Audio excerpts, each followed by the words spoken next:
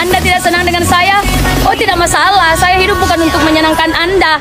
Assalamualaikum warahmatullahi wabarakatuh. Kembali saya Ika Wulandari menjumpai Anda pada hari ini. Dan kali ini kita sudah masuk ke pertengahan bulan Ramadan yang suci. Dan pastinya badan kita sudah mulai terbiasa beradaptasi bekerja sambil berpuasa. Sudah nggak capek lagi, sudah pintar nahan lapar dan dahaga. Iyalah kayak anak kecil aja ya. Kita kan udah tua. Dan hari ini ramai sekali dibicarakan di berbagai platform media sosial di Malaysia. Bahkan mata publik Malaysia kembali terarah kepada warga negara Indonesia yang ada di Malaysia ini yang melakukan tindak kejahatan dan tertangkap pihak penguasa kerajaan Malaysia. Berita kali ini saya ambil dari Facebook resmi milik Immigration dengan judul Sindiket Money Changer Haram Warga Asing Tumpas. Duh, apalagi ini ya. Jadi saya itu kalau membaca ya berita-berita kriminal seperti ini, ada penangkapan, jadi saya tuh deg-degan. Deg-degan, moga-moga nggak ada orang Indonesianya. Tapi begitu dibaca-baca-baca,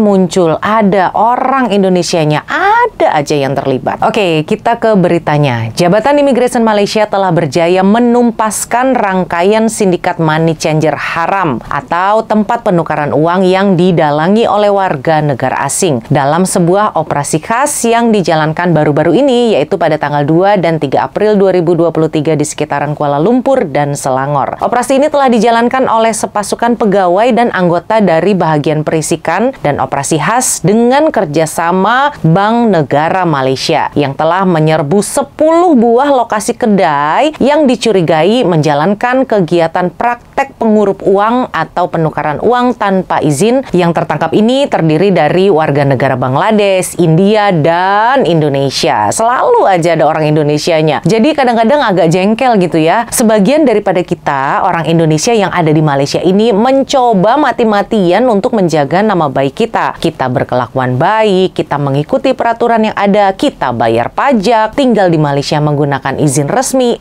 Malah ada sekelompok orang, oknum-oknum yang malah mencoreng ini semua. Nih, jadi kita harus banyak-banyak bersabar ya bulan puasa nih. Oke, lanjut. Nah, pada operasi ini, seramai 29 orang warga asing telah ditahan dalam operasi ini. Dan ada 10 warga negara Indonesia yang tertangkap juga. Terdiri dari 8 lelaki dan 2 perempuan warga negara Indonesia yang berumur antara 26 tahun hingga 40 tahun. Mereka semua yang ditahan ini dipercayai memiliki peranan utama sebagai orang tengah atau calo dalam menguruskan kiriman uang ke luar negara. Kemudian ada 1 orang lelaki, orang Indonesia yang dipercayai merupakan dalangnya nih, ini gembongnya nih, dari sindikat di 3 lokasi. Dan dia memiliki pas lawatan kerja sementara atau PLKS atau biasa kita sebut dengan permit. Jelas, kesalahannya berlapis-lapis ya. Yang pertama dia menjalankan usaha penukaran uang ilegal, terus orang yang punya permit itu kan dilarang berbisnis, dan kesalahan selanjutnya adalah penyalahgunaan permit. Harusnya kerja di mana? Ini malah ngerjain apa? Lalu modus operandi sindikat ini adalah dengan cara beroperasi di restoran-restoran, kedai runcit, kedai kosmetik, dan kios-kios yang menjual peralatan elektronik untuk menutupi jejak aktivitas mereka. Jadi mereka ini akan membuka sebuah meja atau counter dan menumpang di kedai-kedai ini. Dengan mendompleng di kedai ini, ya mereka berharap kegiatan penukaran uang ilegal mereka ini tidak terdeteksi oleh pihak berkuasa, dan mereka mengenakan bayaran yang murah untuk menguruskan kiriman uang ke Indonesia. Kalau kita kirim uang di tempat-tempat resmi kan seperti Western Union atau melalui bank, kan nilai tukarnya rendah ya, dan juga ada biaya administrasi yang tinggi. Nah, mereka memanfaatkan celah ini untuk berbisnis transaksi ilegal ini. Ya, bisa dibilang ini bisnis yang empuk ya, karena semua TKI yang kerja di Malaysia pasti akan kirim uang ke Indonesia. Padahal sebenarnya ini bahaya loh pakai yang ilegal begini. Dan banyak juga yang mengalami kerugian karena ada penipuan. Saya sendiri sih ya, kalau saya kirim uang ke Indonesia, biasanya saya pakai tempat-tempat pengiriman yang resmi. Banyak kok, di mana-mana ada, di Cokit ada, di Bukit Bintang ada, di Pasar Seni atau Central Market itu juga banyak. Kalau banyak yang resmi, kenapa saya harus pilih tempat yang ilegal? Kalau yang resmi aja bisa dengan mudah didapatkan. Ya nggak apa-apa lah, mahal dikit, tapi kan aman, uang saya selamat sampai kampung halaman, dan tidak ada penipuan. Lalu pasukan operasi pun turut merampas uang tunai sejumlah 300.000 ringgit lebih yang diyakini sebagai hasil kegiatan penukaran uang. Selain itu, turut disita juga sebagai barang bukti ada handphone, buku tulis, buku resit, dan juga buku kiriman uang ke luar negara seperti Indonesia. Dan berdasarkan jumlah uang tunai yang dirampas, sindikat ini dianggarkan mampu menguruskan kiriman uang ke luar negara Malaysia mencapai 108